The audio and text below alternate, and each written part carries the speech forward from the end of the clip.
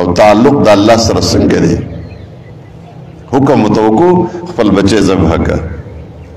تفصیلی واقعه ده کنه لیکن د بچی سره خبرې اترې سوال او جواب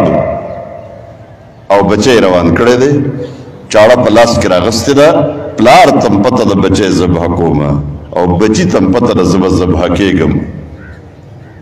خپل پلار ته ویلي کنه دغه په جواب کې یا ابت فعل ما تؤمر ستجدني ان شاء الله من الصابرين او منهر ته ورسېده او بچی پړ په قسم لو او چاړه په مړی کې خو دورای کو دو سټي پرې کو کټ شو سترګې مبارک وغړولې یقین راغلی و چې ما خپل بچی ذبح کو د الله حکم مې ومنه بچی نه دی ذبح شوی بچی خو ژوندی دی ګډ ذبح شوی دی الله فرمایي موږ د اسماعیل علیه السلام فدیه ورکړه وفدیناه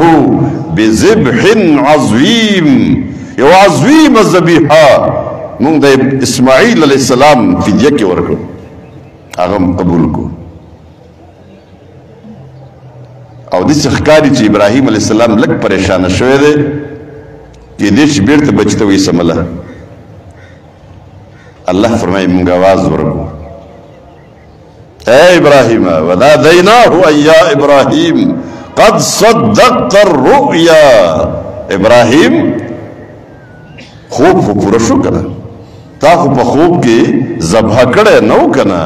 لیدلی دی چې ذبح کومه نو خوب خو پوره شو کنه انا کذلک نجزي المحسنین د المحسنین معرفه ده پراپر ناون دی دغسې نیکو کارو له موږ بیا دغسې بدله ورکوو انا کذلک نجزي المحسنین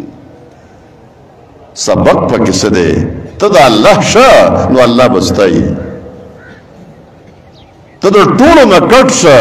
وتبتل الیه تبتیلا د ټولې دنیا نه کټ شه او د الله شه یک یوازې ودرېږه الله به دې مدد کوي هېڅ پوجونو ته دې بیا جد نشته دا ایمان د ابراهیم علیه السلام که پیدا شو نو اور به د تم ګلي ګلزار شي او په ټولو امتحاناتو کې دشمن به دې کمزوری ته به کامیابې